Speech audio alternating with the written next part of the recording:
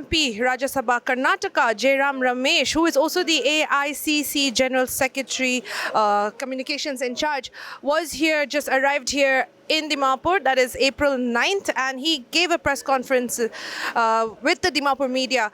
Coincidentally, it is also his 70th birthday, where he mentioned that he is celebrating his 70th birthday here and then moving up to Kohima, proving that he is also very serious in these upcoming elections, the Lok Sabha elections. The MP, Jairam Ramesh, he brought out 5 points with the media and what they're looking at and how important these 5 points are during the Lok Sabha elections this year, scheduled for April 19 in Nagaland. He's also stated and took a jibe at the Ndpp party of Nagaland, which is headed by Chief Minister Ndpp, where he called them a washing machine of the BJP government. Whereas he also took a jibe at the Deputy Chief Minister Yantongo Patton, where he encouraged illegal, corrupt practices during a speech, a public speech in Wokha a few days ago. The 5 points included how the Congress is for unity, while the BJP, the centre, is for uniformity. Many other issues were discussed by Jairam Ramesh, which includes the Naga political issue, that it is only causing confusion and there's no solution. Let's have a look at today's press conference. Good afternoon, friends. Very soon, India will see the beginning of the Lok Sabha elections. This is a most important election for the country, for the people of our country, and for people living in all states of our country, including Nagaland. And I want to make 5 points to you today. I've been to Dimapur before. I came here during the assembly elections. I was in Nagaland 3 months ago. Mokokchung, Kohima, Tuli, Wokha. I came as part of Bharat Jodo Nyay Yatra, and we traveled for about 275 kilometers. We traveled through so-called roads. There were no roads, but somehow we managed to finish the yatra, and I required Ayurvedic treatment at the end of the yatra. It was NH 37. There was no NH. Hardly any road, particularly the main highway stretch. But that's a separate issue. So the 5 issues I want to raise with you today. First, the BJP, the Prime Minister talks of one nation, one election. One nation, one tax. But the BJP's long-term plan, one nation, one language. One nation, one religion. One nation, one culture. This is the real game plan of the BJP. They want uniformity. The Congress wants unity.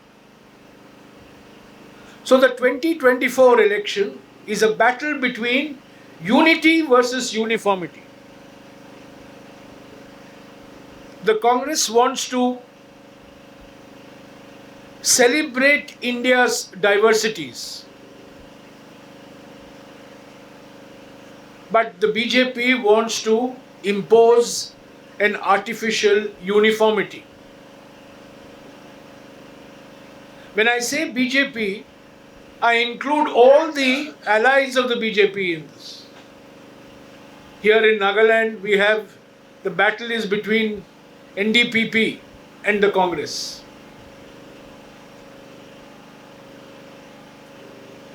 Ndpp is not a political party, it's a washing machine.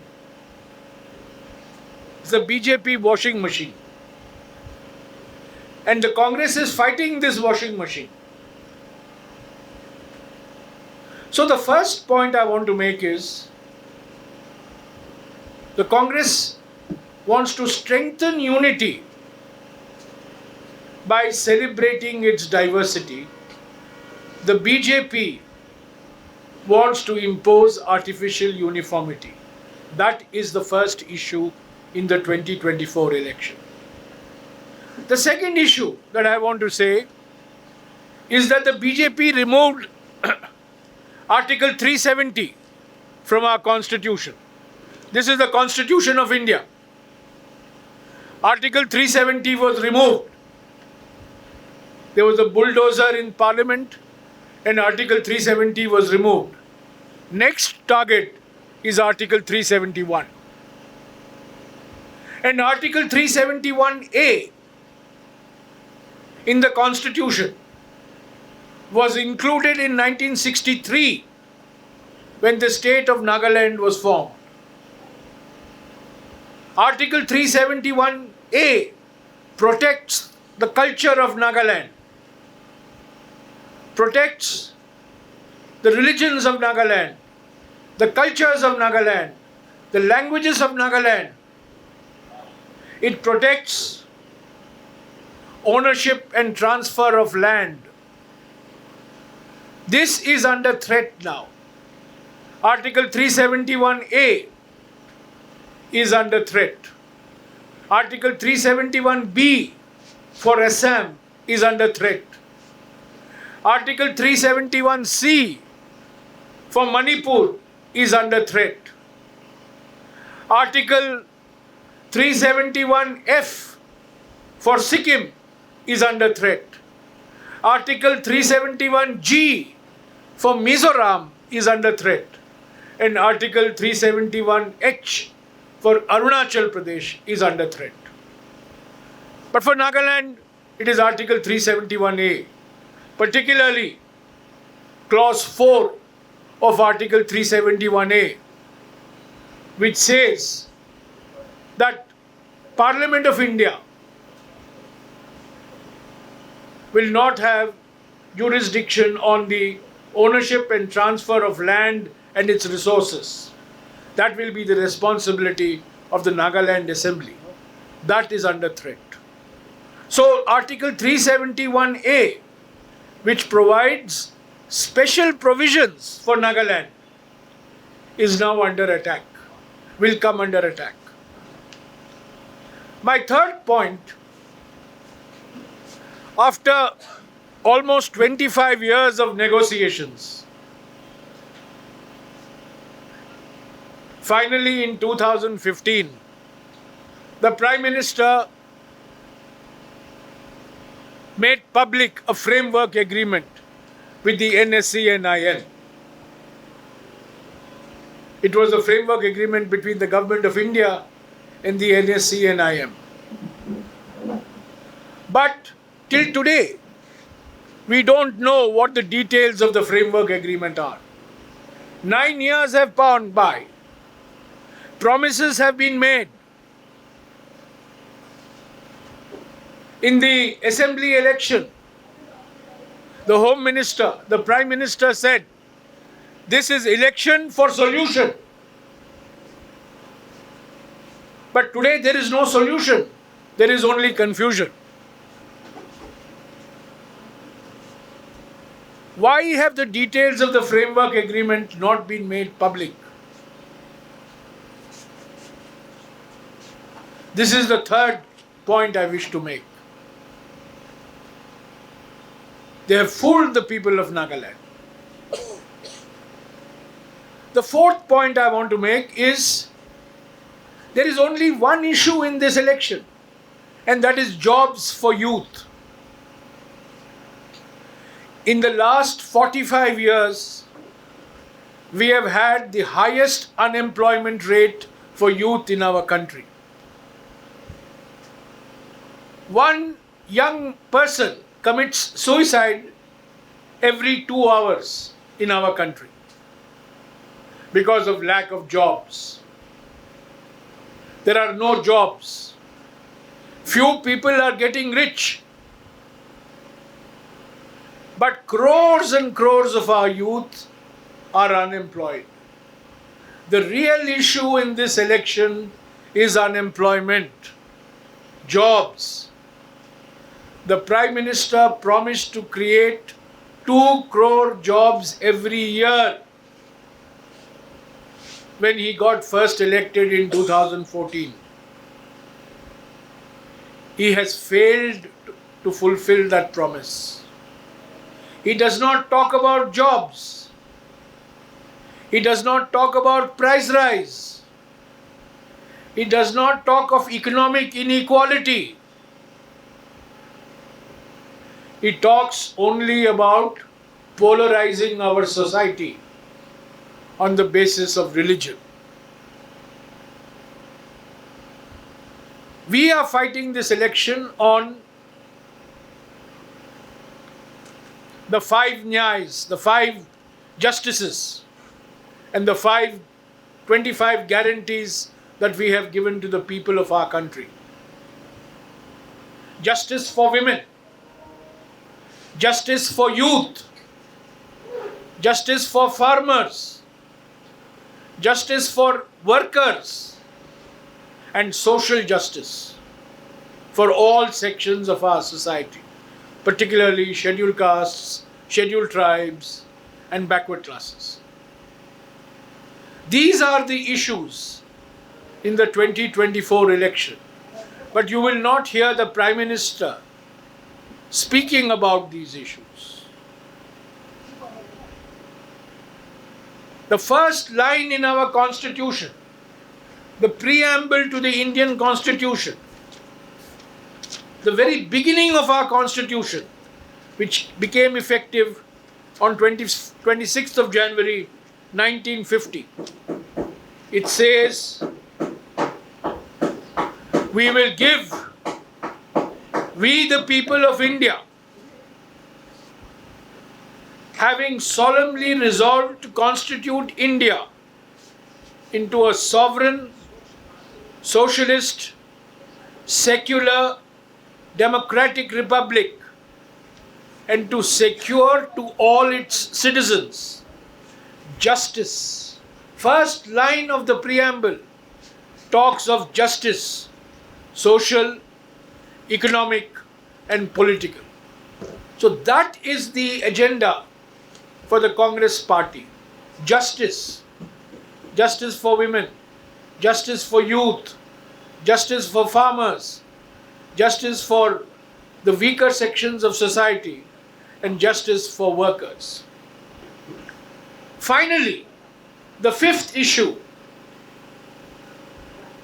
that is important: will democracy survive in our country? We have the Deputy Chief Minister of Nagaland who is telling the village elder, please vote on behalf of all the villagers. Is this democracy? All political parties have joined the government. Is this democracy? The only party keeping alive democracy in Nagaland, the only party keeping alive democracy in the Northeast, the only party keeping democracy alive in the rest of the country is the Congress party, is the Indian National Congress. We will never compromise with the BJP. So the future, this election, is for the future of democracy. Will the media be free? Will students be free? Will civil society be free? Nagaland is a state in which civil society is very active. But civil society has become the target of the BJP. They are spreading fear, threatening civil society, intimidating civil society.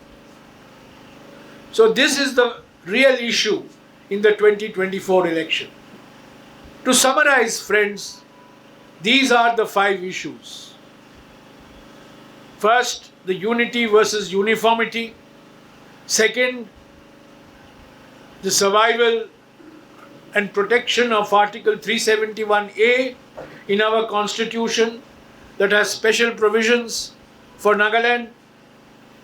Third, a permanent peace, a return to social harmony, progress and prosperity, where people can see roads, people can see connectivity, people can move about. Fourth, jobs for youth, where young men and women are engaged productively. And finally, the issue of the preservation of our democracy and our democratic institutions. So these are the 5 issues that I wanted to raise today. These are very crucial elections. The country is at a turning point. Every vote counts. And that is why I have started my election campaign from Ndpp in Nagaland.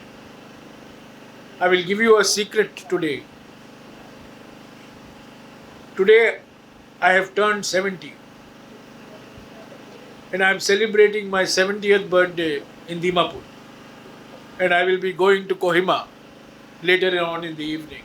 Because every vote counts, every seat counts. And I believe that the Congress party and its allies, India allies, will get a clear majority. And the roads for that majority will begin from Nagaland. The Ndpp is a hodgepodge of opportunists, of people who need protection from ED, CBI, income tax. They want to be in the washing machine. They think they are in the election machine, but they are actually a washing machine.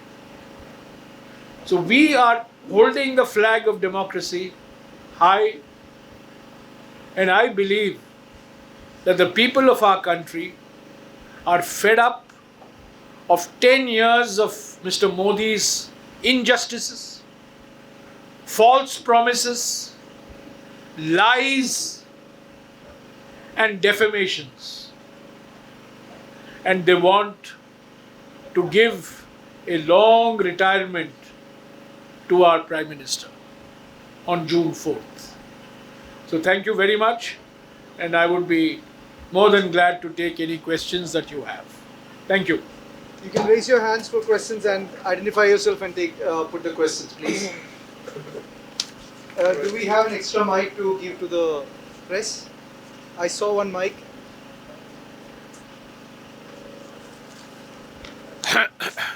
Andrew, can you just pass around the mics? Yeah.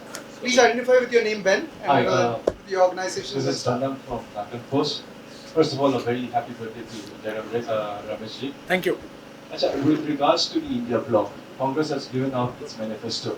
However, it's evident we have several parties coming in the India bloc with the Congress. However, we have not seen a manifesto being from the India bloc as of yet. So, may we know the reasons why? Is it? Normally, if I remind you of 2004, the common minimum program was prepared after all the allies came to power. So, the India parties will prepare a common program. We won't call it common minimum program. It will be CMP. CMP will not stand for common minimum program, but it will stand for common maximum performance. And this will be prepared when we get the mandate from the people of our country on the 4th of June. So far, we have our manifesto. individual parties have their individual manifestos, but we are all united. We have had multiple meetings. We have had 5 meetings of the parties that constitute the India group, and we are all united. Justice for women, justice for youth, justice for farmers, justice for workers, and social justice. These are common to all the 28 parties that constitute the India bloc, the India group. So we are clear in the direction. We want to save this sacred document, the Constitution of India. We want to save democracy. So we are united in our resolve. Now the details we will work out when we get the mandate from the people. Also, let me answer a question that will be asked, I am sure. Who is the Prime Minister's candidate? So let me answer that question. In India, elections are not a beauty contest for selecting who is Prime Minister. Elections are between political parties.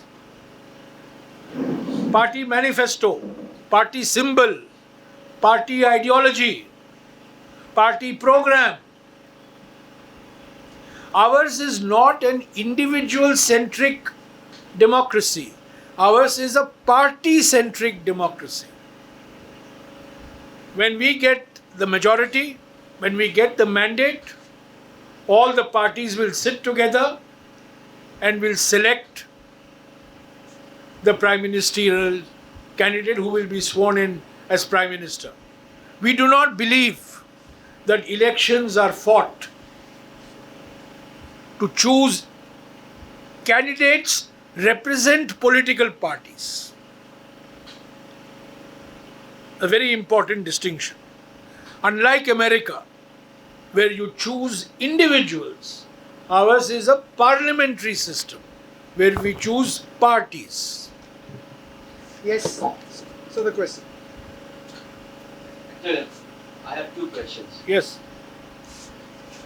One is relating to the manifesto, the Congress manifesto.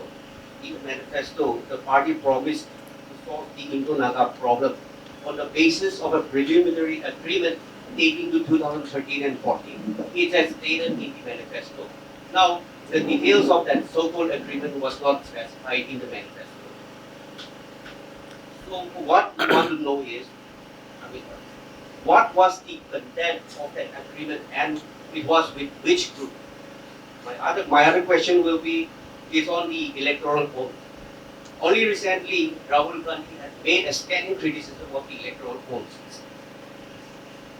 He termed it the world's biggest scam. On the other hand, the Congress also happened to be a beneficiary of the electoral votes. It was among the top beneficiaries. Now, how do you vindicate the Congress criticizing the electoral vote while also benefiting from it? Can it not be termed hypocrisy? Let me answer your second question first. Electoral bonds, we were opposed to electoral bonds from 2018 onwards. In our 2019 manifesto, which I will give you, I will send it to you as soon as this conference is over, we have a specific paragraph said we will abolish electoral bonds. We are opposed to electoral bonds. But your question is right. BJP got 8,200 crores from electoral bonds. Congress party was third.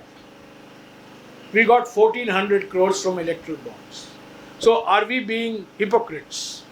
Very valid question. How did BJP get 8,200 crores? That is the question. Out of 8,200 crores, BJP got about 4,000 crores of electoral bonds by companies who were given contracts to build airports, to build highways, to build bridges, infrastructure projects. They got over 2,000 crores from companies who were subject to ED, CBI, income tax, and they got about 2,000 crores from companies to whom they had given contracts. So there were different ways. Now the Congress party is not in power. We don't have CBI. We don't have ED. We don't have income tax. We are not giving contracts for Dimapur Airport. We are not giving contracts for NH37. This is being given by the government of India, controlled by the BJP. So the electoral bond that has gone to the BJP has gone because of threat, fear, intimidation, and contracts awarded by the BJP government at the center. The people who have given to the Congress are people who have been giving to the Congress for the last 70 years. After all, we are a 135-year-old party. 139-year-old party. I should correct myself. So we are not in a position to threaten people. We are not in a position to award any contracts. We have only two state governments, Telangana and Karnataka, and that is, we have come about only in the last year. That is why the Supreme Court said the electoral bond is unconstitutional. It's illegal and it's unconstitutional. It is the world's biggest corruption racket run by the Prime Minister. You threaten and you get the bond. You give a contract, you buy the bond. So this is how the BJP legitimized corruption. That's what they did. So we are not being hypocrites. Because we don't control the agencies, we don't award contracts from the center. This is what the BJP has done. Now your first question. Negotiations were resumed in 1997. Mr. Devegowda, Mr. Gujral, Mr. Atal Bihari Vajpayee. Actually, they started when Narasimha Rao was the Prime Minister. Then Mr. Devegowda, then Mr. Atal Bihari Vajpayee, Mr. Gujral, then Mr. Vajpayee, then Dr. Manmohan Singh. All this resulted in certain ideas that were incorporated in 2013 and which were incorporated in the framework agreement of 2015. The latest document we have is the 2015 document, the framework agreement, without the details. Now that framework agreement reflects this long years of negotiations that took place. As far as I am concerned, the starting point is what was released in 2015. The details of which we don't know. We don't know what the details are. And we have been demanding in Parliament and outside, please take us into confidence and tell us what are the details of this agreement, framework agreement. You've signed a broad framework agreement. We all want peace to come back to Nagaland. We want social harmony in Nagaland. We want Article 371A to be implemented in letter and spirit. Now today Mr. Modi has all the files. He can make the 2013, 2015, all the discussions that have taken place from 1997 onwards, he can make them public. We are not in a position to make them public because we are not in government. So my answer to your question is, the 2015 framework agreement reflects long years of negotiations between the government of India and the NSC and IM. And it is up to the Prime Minister of India to make public how they arrived at this framework agreement, including what had happened in 2013. Yes. Sorry. Very good, sir. Rahul from East Coast. I have two simple questions. The first one, what has the Congress done to strengthen their party unit in Nagaland? Sorry? What has the Congress party done to strengthen the party unit in Nagaland? Party unit. Unit in Nagaland. And two, what is the Congress's stance on the Eastern Nagaland people organization's demand? Let me take your second question first. We believe that all regions of Nagaland must see development. We believe that the political aspirations of the people of Nagaland must be fulfilled, and Article 371A is a reflection of the commitments made as part of the Constitution of India. Imbalances in development must be addressed. People in different parts of Nagaland must have a voice in governance. And this is true not just of Nagaland. It's true in Assam, it's true in Bihar, it's true in Kerala, it's true in Jammu and Kashmir, it's true in Gujarat. Regions in every state feel left out of governance. That is a reflection on bad governance. So we believe we must have balanced regional development between states and balanced regional development within a state. Both are important. So far, we have been addressing interstate inequality. We must pay far greater attention to inequalities and disparities within the state. And we believe we have an instrument in the Constitution, the autonomous district councils. We must hold regular elections. To give you an example, the last time elections were held to the ADCs in Manipur was in 2015. And part of the problem in Manipur is you have not held elections to the 6 ADCs in Manipur. So the ADCs, you must have election, you must give them adequate powers, according which is part of the 6th schedule. So that is our stand, that is our commitment. As far as the first question is concerned, one second. As far as the first question is concerned, we have a young, dynamic, active, aggressive PCC president who is our candidate for the election. And there can be no greater demonstration of the seriousness of the Congress party in Nagaland than the fact that my friend, my colleague, who was with us in the Bharat Jodo Nyaya Yatra throughout. Yeah, Subang Jamil. He is our candidate. So I think people of Nagaland, the youth of Nagaland, are looking to the Congress as an alternative voice. You need an opposition. All parties have become part of the Ndpp. What sort of democracy is this? We cannot have a one-man democracy. We cannot have a one-party democracy.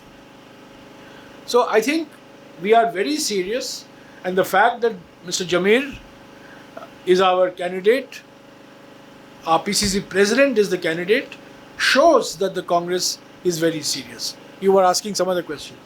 Yeah, please. Just if we can have one specific comment on the frontier Nagaland territory, like any specific comment on that? I am not going to get into specific comments now. I have told you that the Congress party believes that we must restore the rule of law and democracy in Nagaland. All voices must be heard. Grievances must be listened to. Their aspirations must be fulfilled. We cannot have a few people running the state of Nagaland. And I think all these voices that you are hearing is a reflection of the fact that large sections of society feel that their voices are not being heard, that they don't matter, that only a few leaders who have connections to the Home Minister and the Prime Minister matter. Yes. Want to add something to that? No. Okay. Yes, sir. My name is Sukamaya. I'm from Luvido. My question here is, in fact, during the press conference, you have highlighted a bit about how the Deputy CM of Nagaland has encouraged the villagers for encouraging the corruption. Now, sir, my question here is, if by chance the Congress loses here in Nagaland with the Lok Sabha seat, fighting against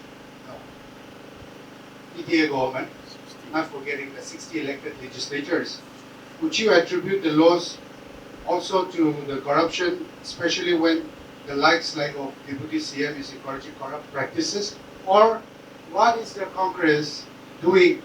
Did you put up any legal complaints against the Election Commission on regard with the statement he has given? By 5 p.m., we are filing our complaint to the Election Commission. I will send you a copy of the complaint by 5 p.m. We have just dictated the complaint. We are filing a formal complaint with the Election Commission against the Deputy Chief Minister of Nagaland. It is a corrupt practice. It's an anti-democratic practice. I know village institutions have a special role in Naga society. I respect that role. But a democracy is based on one person, one vote. I don't want to know whom you have voted for, as long as you voted for somebody. That is the spirit of democracy. And for the Deputy Chief Minister of Nagaland to go and tell the village elder, you don't have to bother, you just vote on behalf of all the villagers. It's a corrupt act, it's an anti-democratic act, and we will be approaching, today by 5 p.m., we will be filing a formal complaint with the Election Commission. Any more questions?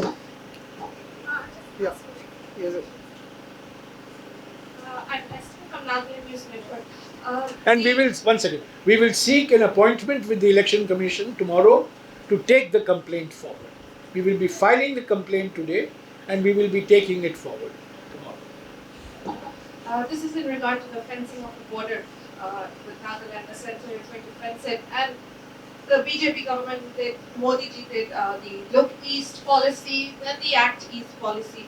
So they're just looking at the East and then acting on this now, fencing it, considering he wanted to have trading with Southeast Asia, but then he's fencing the border.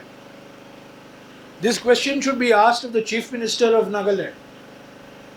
Why has he not been able to influence the Prime Minister and the Home Minister? Why? After all, he is part of their alliance. The BJP is very much part of the Ndpp.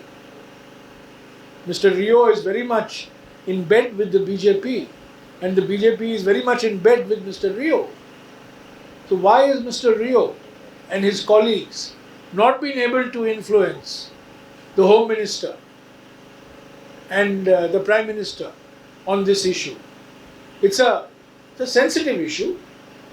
After all, it's a 1700 kilometer long border, and yes, and you have, and I must be the only person who has gone from one end of the border to the other end of the border.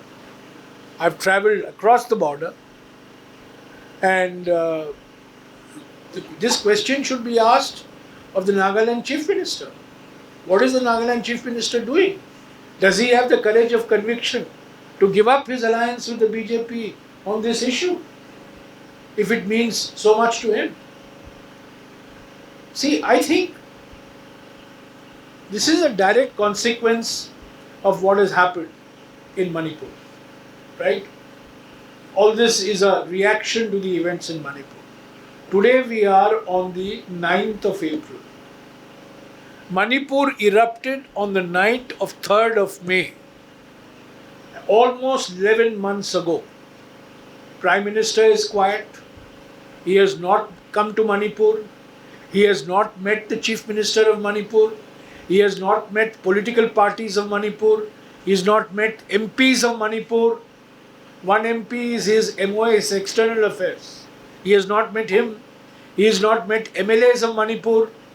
He had to come to Mizoram for assembly election. He had to cancel because then people would have asked him, "You're coming to Mizoram, why can't you come to Manipur?" This is the act, and what has happened in Manipur on the 3rd of May is a direct result of the politics of division, politics of divisiveness, which the BJP practices. What has happened in Manipur is only a trailer. You know trailer? I mean, you see Netflix and Amazon Prime, you see trailers. What you have seen in Manipur is a trailer. What the RSS and BJP will do in the Northeast. They will divide the Northeast on religion, on caste, on language, on food habits, on everything. And what you have seen in Manipur is just a starting point. So it is for people like Mr. Conrad Sangma in Meghalaya. It is people like Mr.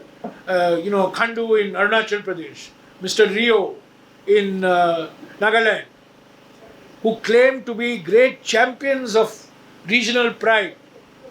Why are they in bed with the BJP? Because the washing machine, no? Because they have to be in that washing machine. If they are not in the washing machine, they will be in jail.